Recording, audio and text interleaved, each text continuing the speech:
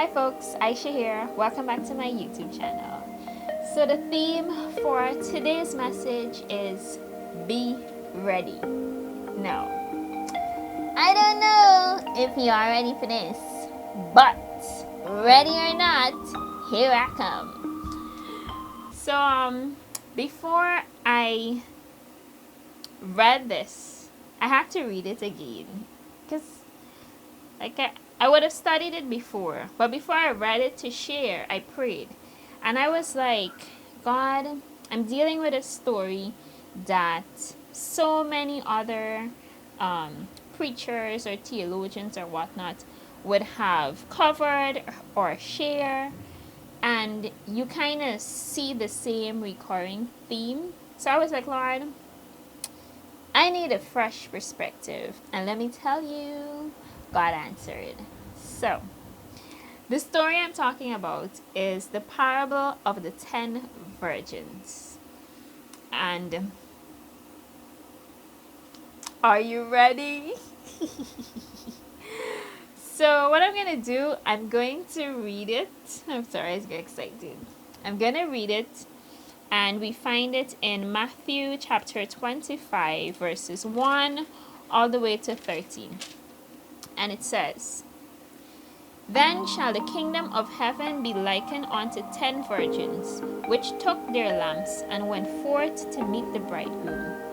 And 5 of them were wise, and 5 were foolish.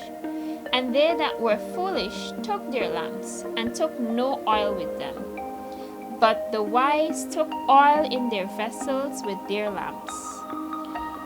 While the bridegroom tarried, they all slumbered and slept. And at midnight there was a cry made, Behold, the bridegroom cometh, go ye out to meet him. Then all those virgins arose and trimmed their lamps. And the foolish said unto the wise, Give us of your oil, for our lamps are gone out. But the wise answered, saying, Not so, lest there be not enough for us and you. But go ye rather to them that sell, and buy for yourselves. And while they went to buy, the bridegroom came, and they that were ready went in with him to the marriage, and the door was shut. Afterward came also the other virgins, saying, Lord, Lord, open to us. But he answered and said, Verily I say unto you, I know you not. Watch therefore, for ye know neither the day nor the hour wherein the Son of Man cometh.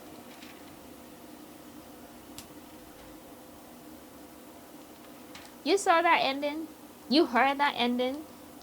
It says, you don't know. You don't know the day or the hour that the Son of Man is coming. You don't know. And I don't know. Now, there's several things that really stood out to me when I read this. But even before I go into that, like when I read this, a question popped in my mind. And the question was, why did they need a lit lamp to enter into the marriage? Like, they had a lamp. You know, like all of them had lamps. The 5 that we call the foolish and the 5 that we call the wise. They all had lamps. I mean, the 5 that are wise had lamps, and the 5 that were foolish had lamps. So, what was the major emphasis of this lamp being lit? You know, why? And immediately, I asked, because I like to ask questions sometimes, right? I do, especially when things don't really make sense to me. I ask questions. I'm like, what's the big deal with it getting it light? You know, like these women had lamps, and I'm sure in this marriage, in this whole ceremony or whatever, I'm sure that place is well lit. So, do you really need my light? Do you really need my light to get in? Guess what? You do. And what I've come to realize is actually something from my last message. It's the fact that Jesus is the light. And without Jesus, they could not enter.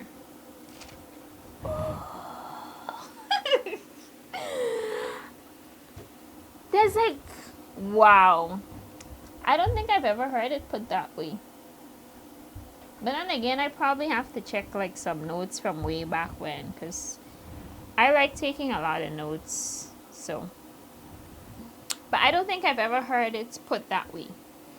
And as it relates to why it had to be light and the whole I so used to touching my face. Why the lamp had to be lit, and the whole idea of oil and having extra oil and who didn't have extra oil. Another thing that literally came to me, I would say, like another revelation I got, was the fact that we're gonna have some folks who say to themselves, I go to church, I'm going to heaven because I go to church, I pay my tithes. But do you know Jesus? Like, do you have a relationship with Jesus? And while Jesus is the light, you need oil to have that light shine. So in order for you to have oil, you're gonna need to have relationship, and that is something you build for yourself. Think about your relationships that you're in, whether it's relationship with family, friends, a significant other, whatever it is. You have to spend time getting to know the person. You have to spend time in relationship with them. You don't just go off of what others say about them. Now, when I think about the foolish versions, I think about those people who sit in the pews. I'm just telling you what came to me. I think about those people who sit in the pews every week, and the Bible is only open once a week, maybe twice if they attend Bible study.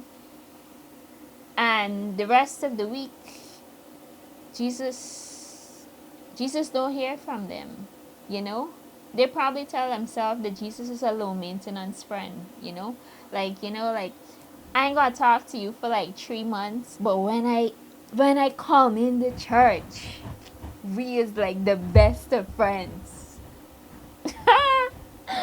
Good luck with that. It don't work like that. It really does not.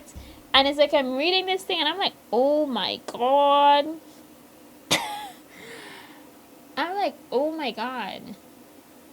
Here, Jesus is telling us of the importance of relationship. That's how I see it. And in order for us to be ready, we have to have a personal relationship. And I found it funny in verse 9. When these wise, the wise version answered the foolish version and said to them, why don't you go to them that sell and buy for yourselves? Go to them that sell. And when I read this, I'm thinking, who this say is selling? Like, and then I realized it's as if they're telling them, y'all could just go sitting in a church service, feed, buy it, get the word in your system or whatever, and then come back. And sadly for them, by the time they did all of that, the door was shut. And Jesus said, which is remarkable, he said, Verily, I say unto you, I know you not. And the only reason he don't know you is because y'all don't have no relationship. I trust that this message was a wake-up call to all of my churchgoers and benchwarmers out there. Build your own relationship, folks, because we don't know when he's coming. And if you don't have a relationship, I am sorry for you, but I don't. You are looking like you are ready. Just saying. Anyways, that's it for today. Thank you so much for watching, and I pray that you have a wonderful day.